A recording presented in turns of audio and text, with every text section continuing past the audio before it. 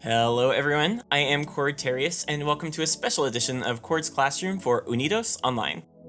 Unidos Online is a live stream celebrating Hispanic Heritage Month by bringing you special glances at cultural content in the industry, educational opportunities on growth in gaming, and of course putting a spotlight on Latinx developers, games, and content creators.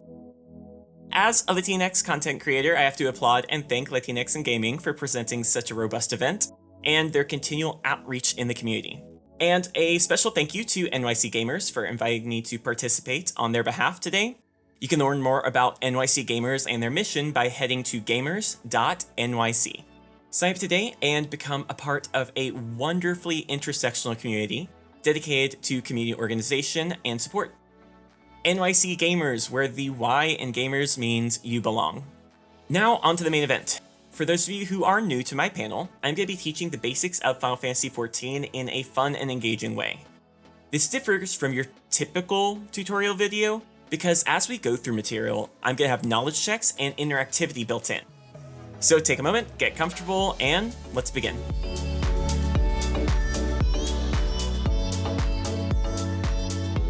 Today, I'm going to help you understand your abilities in Final Fantasy XIV by teaching you how to read your tooltips. I have 3 goals by the end of my time. I'm going to show the difference in uninformed versus informed players to display why this knowledge is crucial. I'll aim to break down the details of tooltips so we can start making good gameplay decisions, and I will also showcase 2 learning frameworks that I use to enable success.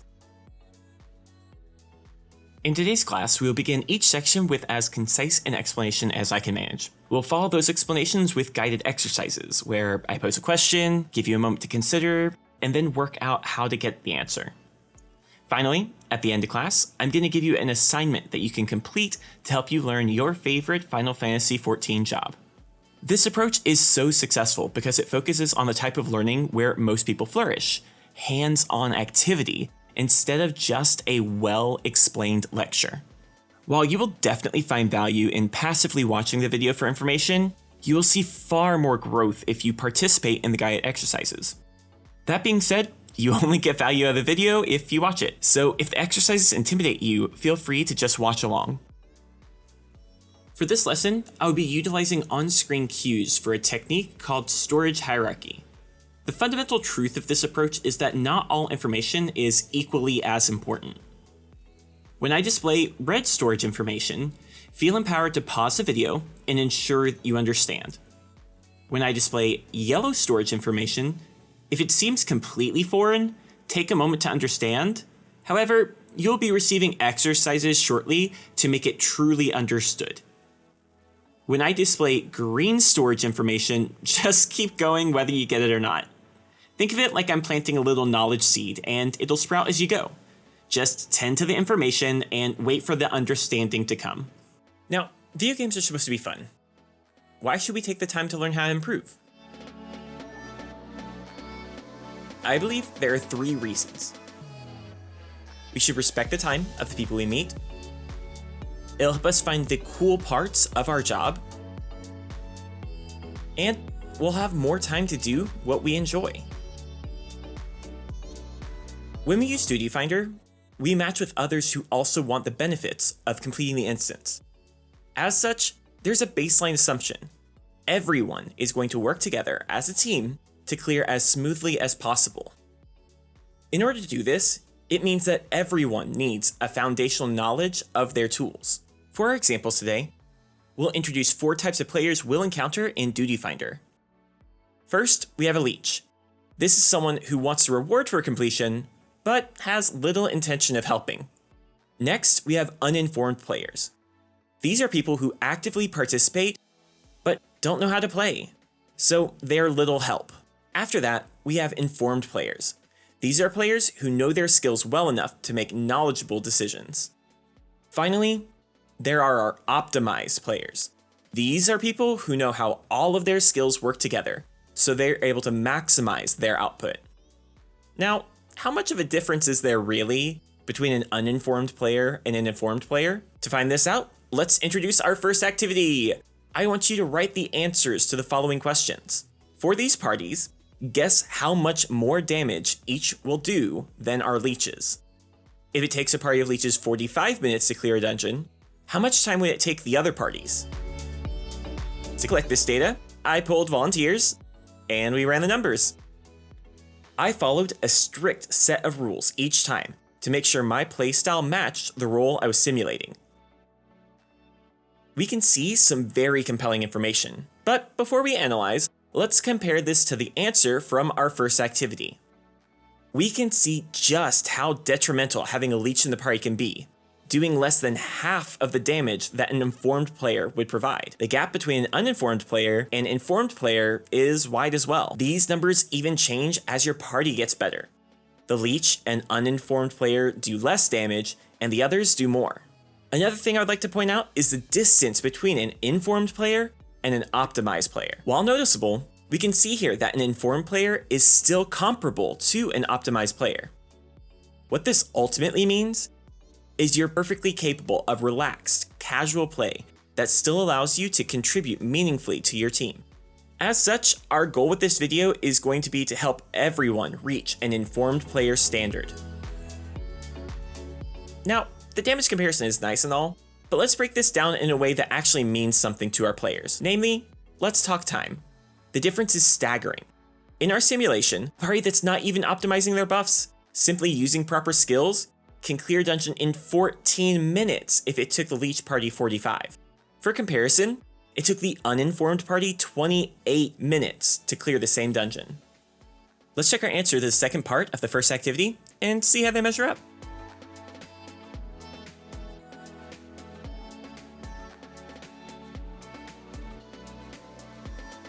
Think about the amount of time you have to game in a day.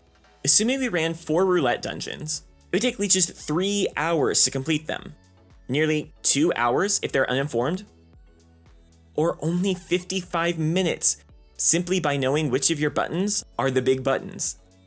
I never like to teach information without its value being clear. So I hope this background knowledge has proven the value of spending your next 20 minutes learning from a nerd about a game.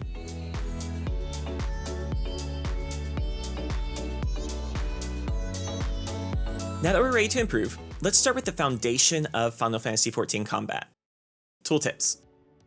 Before we do that, we need to make sure we have a crucial setting enabled.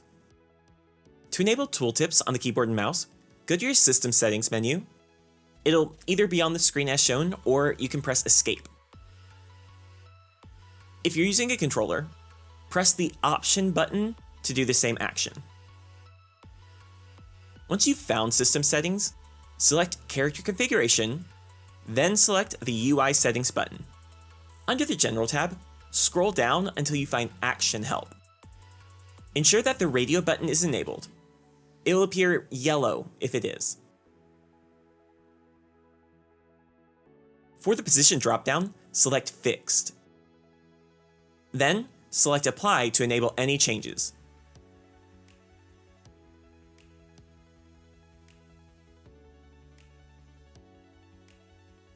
To get to your abilities, go to the Character menu, select Actions and Traits.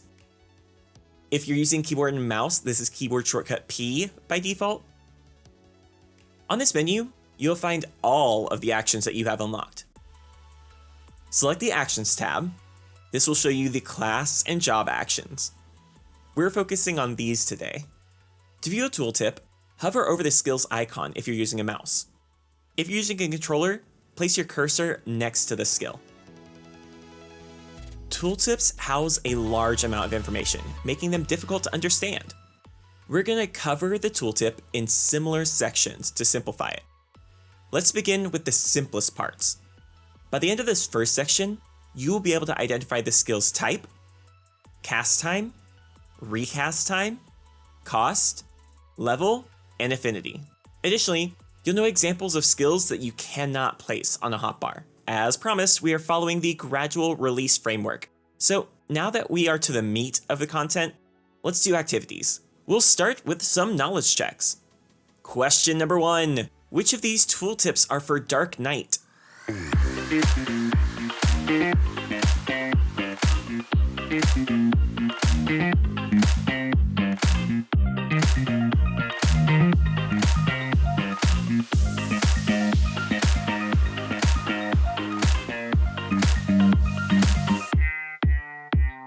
And the answer is unmend.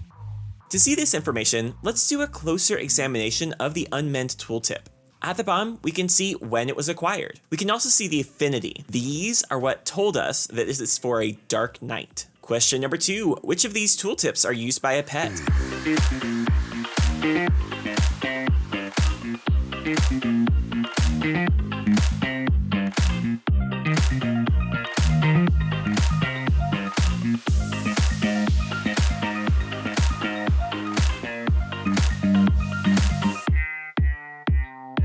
And the answer, embrace. When we look at the skill, there are 2 cues to give us that answer.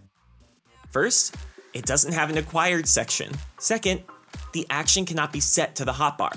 Usually, actions cannot be set to the hotbar for 2 reasons. First, they're a pet action. Or second, they replace another skill. Question number 3, which of these tooltips require you to stand still?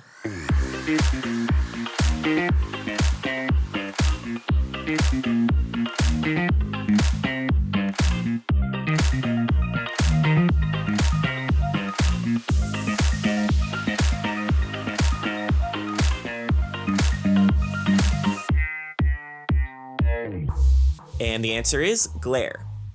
When we look at skills, glare's the only one with a cast time. A cast time is the time required to remain still and channel a spell. Only once that cast time is complete, the spell will take effect.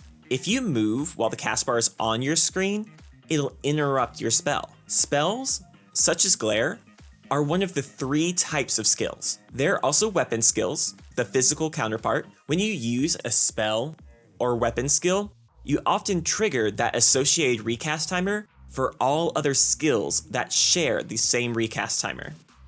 The other type of skill is an ability, which are skills with a unique recast timer.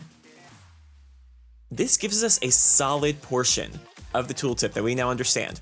Yay for us! Let's move on to something a bit more challenging with these next questions. First, which of these skills can hit the most targets?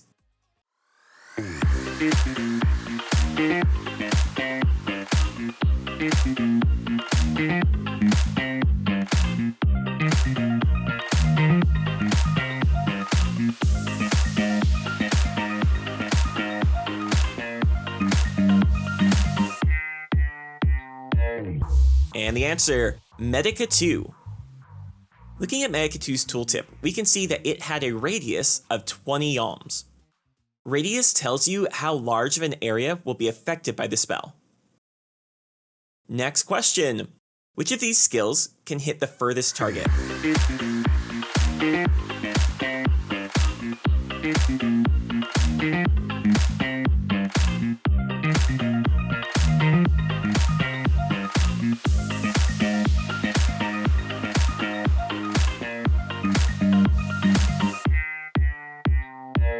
And the answer, Rain of Death.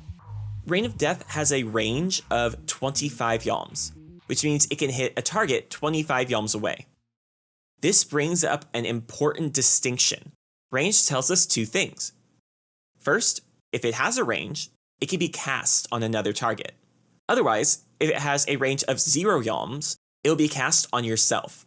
Oftentimes, this means it'll have a radius of effect instead.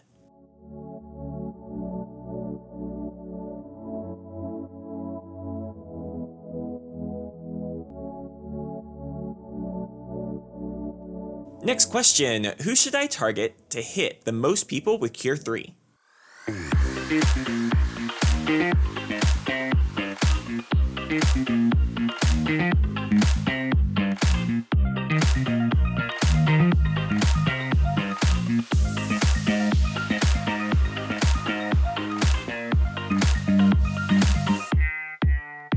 Our sweeping here is the correct answer, as we hit both the Dancer and the Warm Bard.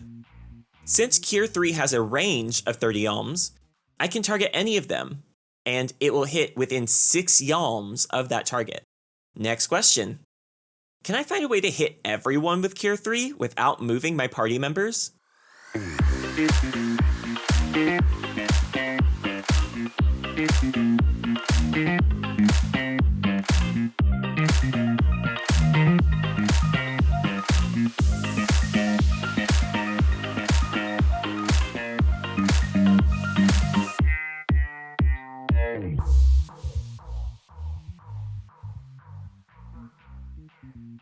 Of course!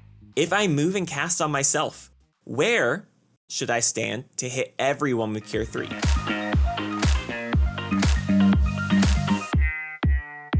Finding the center of the party gives me the best chance to hit all players. Notice I disregard the center of the arena or the area and focus on the position of my team.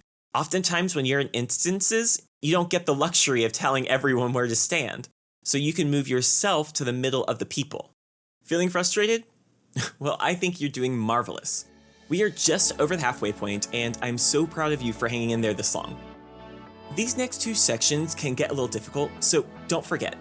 Please pause if I present any information that you need some time to think about. Now, onto what I would consider the most important part of the tooltip: potency. Potency is a representation of how much damage or healing a skill provides. With that in mind, let's tackle our next questions. We'll start with the easiest one. Which skill hits the hardest?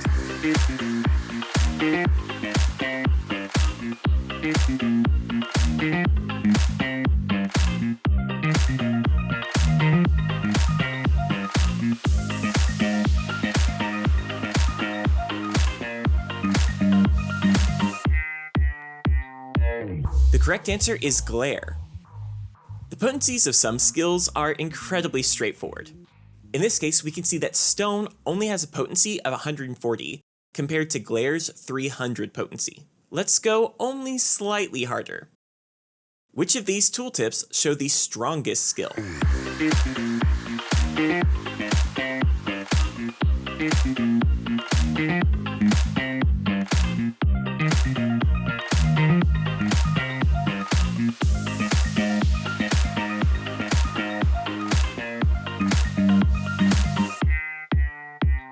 Glare wins again.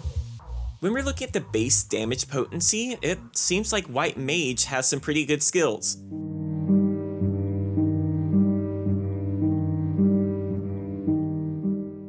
And a little more difficult still. Which skill hits the hardest, assuming there are two targets in range?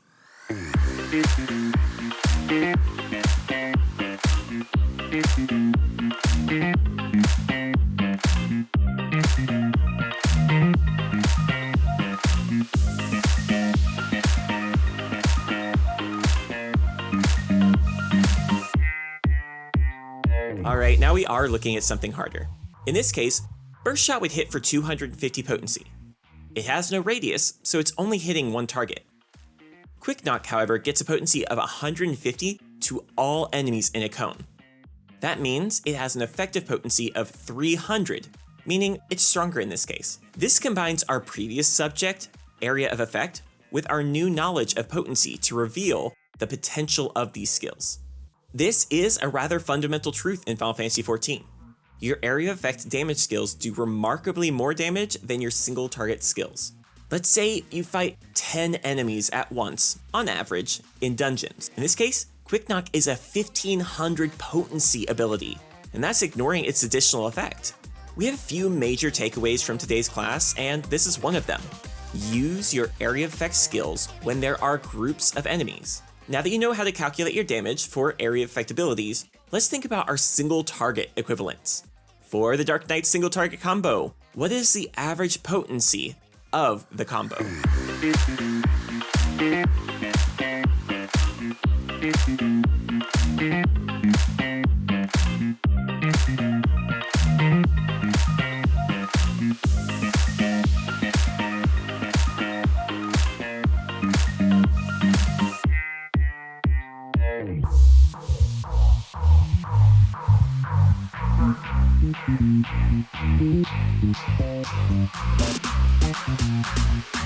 And the answer? 300 potency. When we see combo action in the description of a tooltip, that means it has additional effects or potencies when used in the proper order. In this example, the combo starts with Hard Slash. Then, if you use Siphon Strike, it gets an additional potency and restores a little MP. Then, if you use Soul Eater, it has a huge potency boost, restored HP, and increases your job gauge. If you do all three steps of the combo, it has a total of 900 potency. Divide that across the 3 weapon skills, and it's like each one has a potency of 300. If you only did the first 2 steps of the combo, Hard Slash and Siphon Strike, it would be an average of 250. Or, if you just did Hard Slash again, and again, and again, it would only be 200 potency. Next question, if there are 3 targets, what is the average potency of the below combo?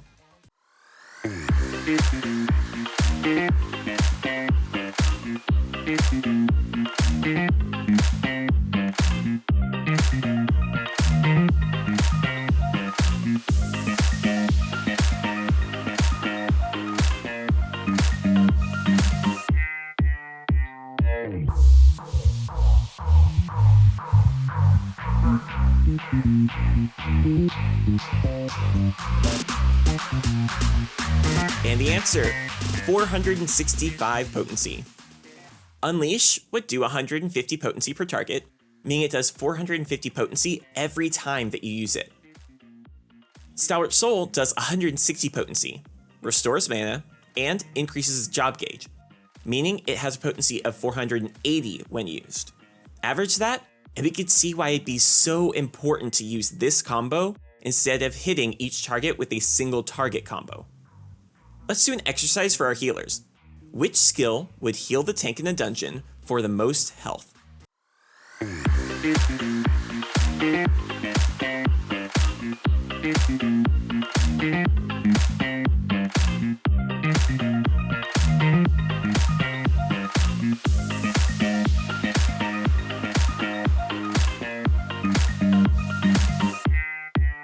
And the correct answer is Cure 2. Notice, Cure 2 has a potency of 700, while Cure 3 has a potency of 550. Cure 3 is more powerful because it can hit more people, not because it's a stronger skill. If you're struggling to keep a tank alive, Cure 3 is not as effective as Cure 2. We are in the home stretch. There's only one final topic that I want to introduce: duration. There are damage over time skills and healing over time skills. These give you exactly what you'd expect: a recurring damage on an enemy or a repeating heal on an ally for a set period of time. To look at this, let's examine the questions we have to explore this concept. First question, which skill heals the most health?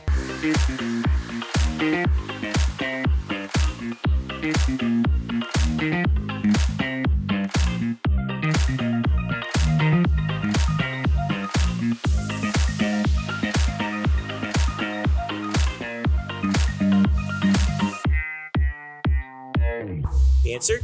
Regen.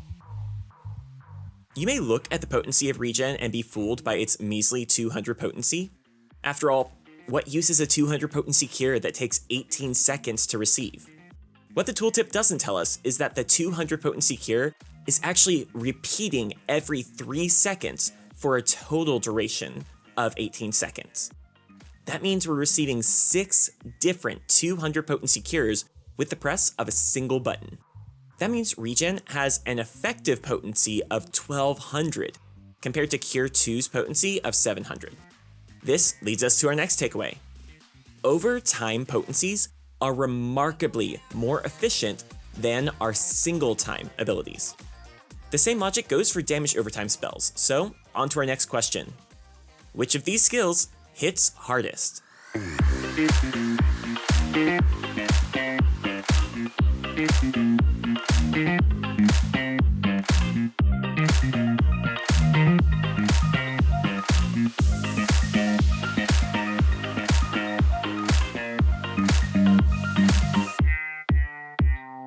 And the answer? Stormbite. Stormbite may only hit with a potency of 100, but for the next 30 seconds, it'll hit for 50 potency every 3 seconds. That means it gets 500 potency from that damage over time effect, making the button worth 600 potency when we hit it. Caustic Bite, on the other hand, has an initial potency of 150, but a damage over time potency of 400, making it barely less than Stormbite at 550 potency. With that in mind, let's do a harder exercise. Let's assume we're going to hit Heavy Shot over and over and over.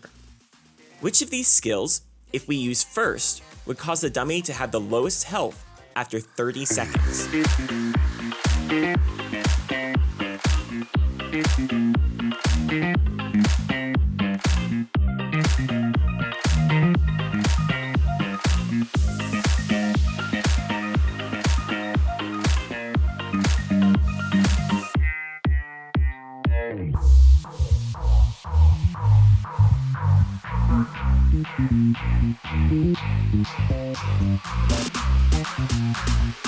And the answer is Stormbite. Since Stormbite has the highest potency, we can see that that dummy has the lowest health. The Caustic Bite dummy has the next lowest. And then my dummy has the highest health, since I didn't use a damage over time effect. Guess that makes me the dummy.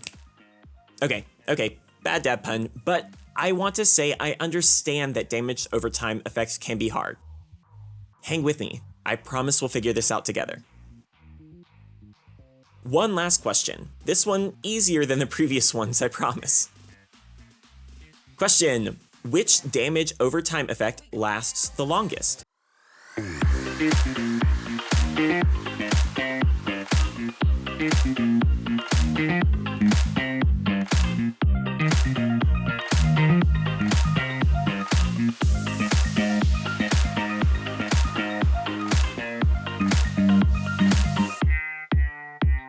And the answer? They are the same. When we see duration, we have to be careful to see what precedes it. In this case, Stormbite's damage over time effect does last 30 seconds, but it has an additional effect that lasts 10 seconds, which may mislead someone into thinking the damage only lasts for 10 seconds too. In this case, the effect with a 10-second duration is called a buff. If there are any additional effects, buffs which strengthen allies, or debuffs which weaken enemies, they will have an associated duration. Whew. We made it through. Somehow. Nobody told me I was gonna have to do math. The good news is you don't have to do math in order to be an informed player. You just have to follow these two crucial takeaways. First, always use area of effect abilities instead of single target abilities if there are 3 or more enemies. Second, always make sure that your damage over time abilities are applied first if there are only 1 or 2 targets. For additional learning, I am including a link to a Google Doc that I created. That wraps up my presentation for Unidos Online. I am honored to have been invited, and I hope you all enjoy. Thank you all for taking the time to watch along today. If this kind of content interests you, please take a moment to subscribe to my brand new YouTube channel at tinyurl.com/C chord, YU, T tube. I am just starting out, but you can find the chunks of today's videos on there now. And you can get updated as I continue to produce more content as we prepare for the November release of the Endwalker expansion. Enjoy the rest of the event, and thank you again. So something really funny that I just found out is that if I raise my arm, my tattoo becomes... Sign up today and become a... Sign up today. Nope, I'm gonna pause. To get to your abilities so you can see the tooltips, you're gonna come down here to the character menu. My auto attack, or my basic, in Final Fantasy XIV, the way these tooltips, the reason, but you would be able to get 450, nope, but you would be able to get 550 potency out of using. They told me I was gonna have to do math. Be quiet. Huge potency boost, restored HP, and increase.